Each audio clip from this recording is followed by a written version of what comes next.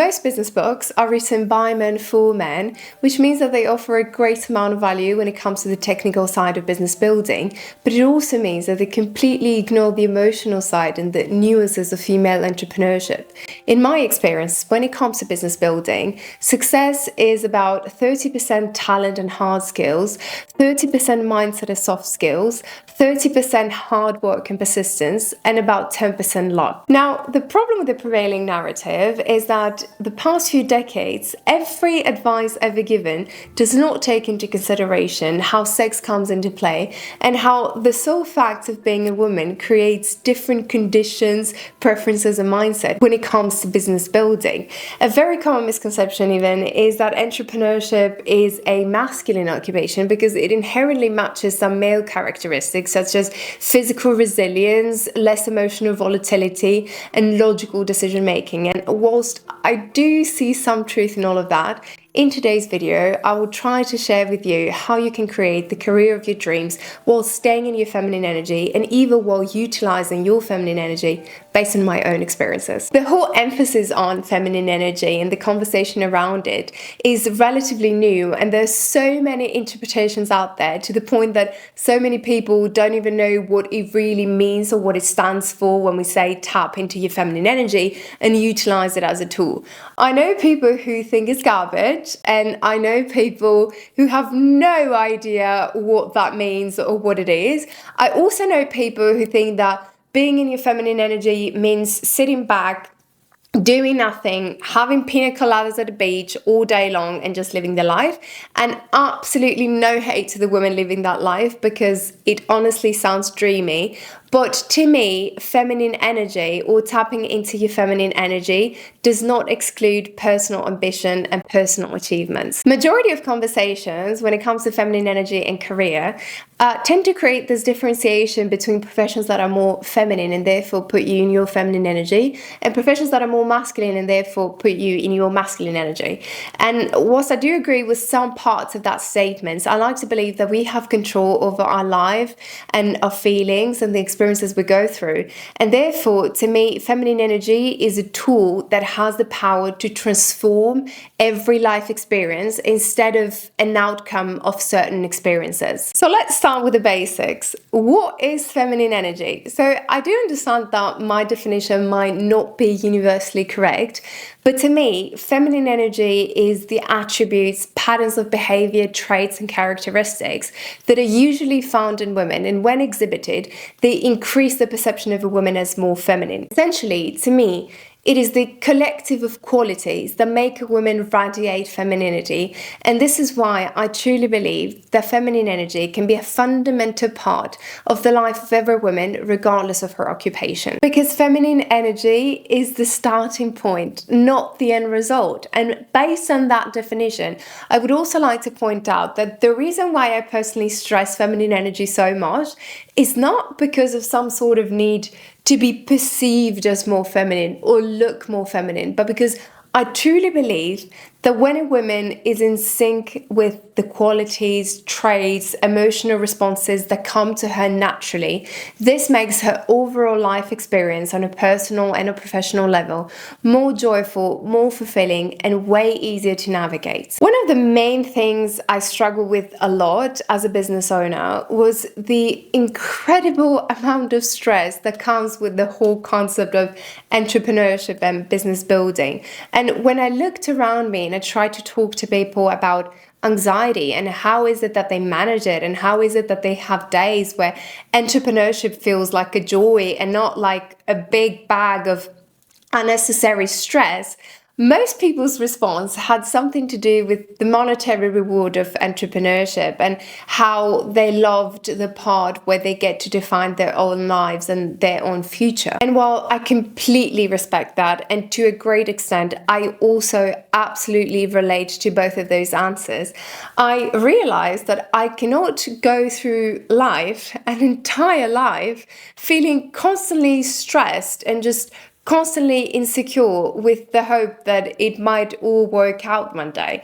And so what I did is that I took a step back, I regrouped, and I looked at entrepreneurship from a more emotional side instead of the logical monetary side of entrepreneurship and business building.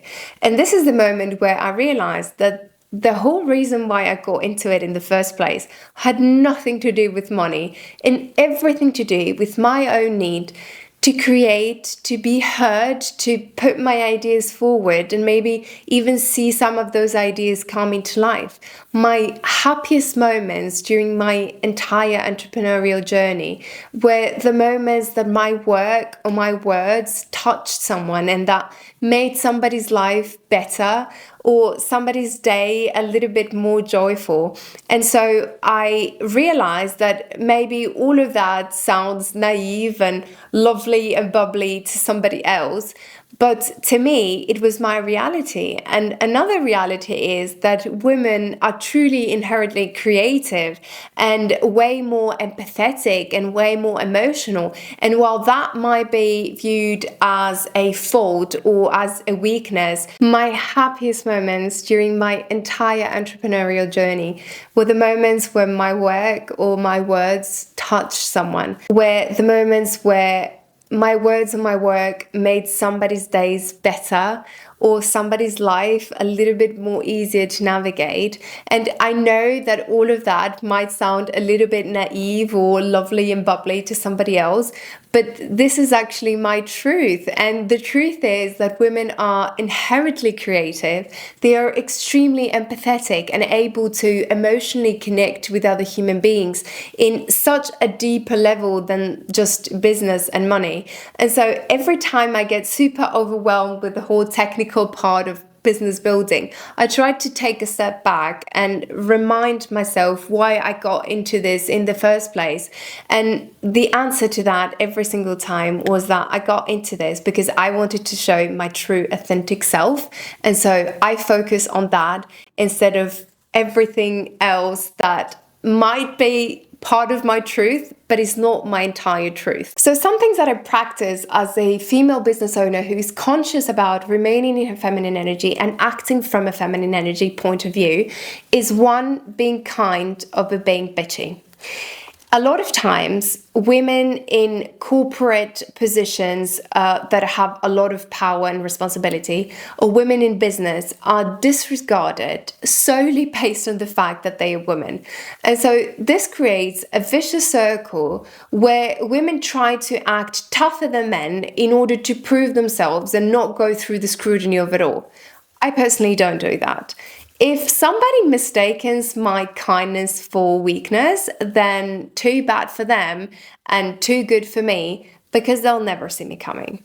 Having clear boundaries, knowing what's your worth, standing up for yourself, and demanding a seat at the table is not mutually exclusive to remaining kind and acting with grace. I would even go as far as to argue that so many times it is way more effective because, in my experience, the loudest person in the room is very rarely the most important person in the room. The second thing that I practice is that I talk about how I feel, not what I do. A very common practice, especially amongst business owners, is people, business owners, entrepreneurs coming together and discussing about how much money they made last month and which clients they're prospecting and what projects they booked and what it is that they're planning to do in the next month and so on and so forth. And the reason why they're doing it is because A, everybody wants to show off a little bit and look like they are the industry leader, but B, and most importantly, because everyone wants to know what their competition is doing. So they're obviously indulging them when they're talking about their projects, because then they can get all the tea or the inside information of what the other person is doing. And so they can come back and do more, do better, and so on and so forth. I personally do not do that at all. I am not interested whatsoever in what other people do. I am fine with my own things, what I have going on for myself, because I have absolutely no interest in constantly feeling that I'm not doing enough, that I am not enough, that I don't have enough time to do all the things that I'm supposed to be doing and to do all the things that everybody else is doing. And I know that majority of male entrepreneurs come from the very male structured logical thinking of, let me check what my competitors are doing so that I can do better or that I can do more. And while I don't disagree with the whole idea of like keeping tabs with your competition, I think that for me as a female entrepreneur and a business owner, this whole concept of like trying to keep up with the entire world does me absolutely no good. Instead, what I like to do is to talk about my feelings. And when I say my feelings, what I mean is that I prefer having conversations with other business owners or professional or entrepreneurs about my experiences and the problems that I'm facing in specific situations, how they handle themselves in similar situations. I like to talk about my limiting beliefs and hear their input and how they got to overcome those limiting beliefs. I like to hear about how they handled themselves in specific negotiations or in specific situations, because having those conversations, in my experience, has way more long-lasting impact because it actually gives me a roadmap. It actually gives me actionable steps. It gives me solutions on problems that I have instead of a headache because of all those things that I'm supposed to be doing, but I'm not actually doing. I am happy to stay in my own lane. I am happy to keep doing my own thing. I don't need to be the most famous person in the world or the most known business in the world or the most known professional in the world. I care more about having longevity and sustainability in my business. And I find that practicing talking about what I feel and not what I do allows me to grow on my own pace and have a way more meaningful and impactful development as a person and as a professional. I give myself the grace of space and time, and I give myself the opportunity to remain me and do what is authentic to me. The third thing that I practice is reframing and refraining. I think when somebody's acting from their masculine, they tend to have this sort of obsession with the data and the reality and the truth, which is, to be honest, way more of a mindset rather than actual data. Some people thrive in feeling this sense of urgency and constant pressure. But I believe that people who are in sync with their feminine energy, they thrive when they act from a point of security and longevity, and when they have a positive outlook on the future instead of an urgency, what is going on, I'm never going to make it, this, that, and so on and so forth. And so every time that I encounter a situation that makes me feel super overwhelmed, instead of going into stress mode and be like, oh my God, I don't know how I'm going to do this. I don't have time to do this. I don't know this. I don't know that. This is not going to work. Things are not going the way I was imagining them to go. I tend to take a step back and actually reframe the entire situation in my head and look at the situation from a point of gratitude. So I reframe the context and I refrain from panic. So I'm going to give you an example of what it actually means practically. If, for example, I'm extremely overwhelmed and very stressed because I have a lot of work that I need to deliver, instead of going into the stressful panic mode of, how am I going to finish all of that and I don't have time, blah, blah, blah, blah, blah, I say to myself and I think to myself, how lucky am I to have all of this work? How lucky am I to have this amazing opportunity where I can practice my time management and productivity skills? And I know it looks simplistic and too easy to tell, but very hard to do, which I agree with you. It's easier to tell than to actually do it. I truly believe that if we take a step back and look at majority of our problems, they are all problems of people who are living very, very privileged lives. Because the reality is that most of us, we have our health and we have home and we have food and we have peace and we have our loved ones. And so having all of those other problems that might be giving us small headaches every single day, is a great thing because it indicates that we're living wonderful, wonderful lives in the first place. And so for me, framing my reality like that allows me to navigate my problems with grace, patience, and hope, which keeps me in my feminine instead of sending me straight into survival masculine mode. Thank you so much for watching. I hope you enjoyed this video, and if you did, please don't forget to like, subscribe, and leave a comment below. As per usual, you will find all of the links in my description, and if you want to see more videos from me regarding relationships, business building, entrepreneurship, friendships, and so much more on self-development, please feel free to check all the relevant videos in my channel. Once again, thank you so much for watching, and I will see you again on my next video.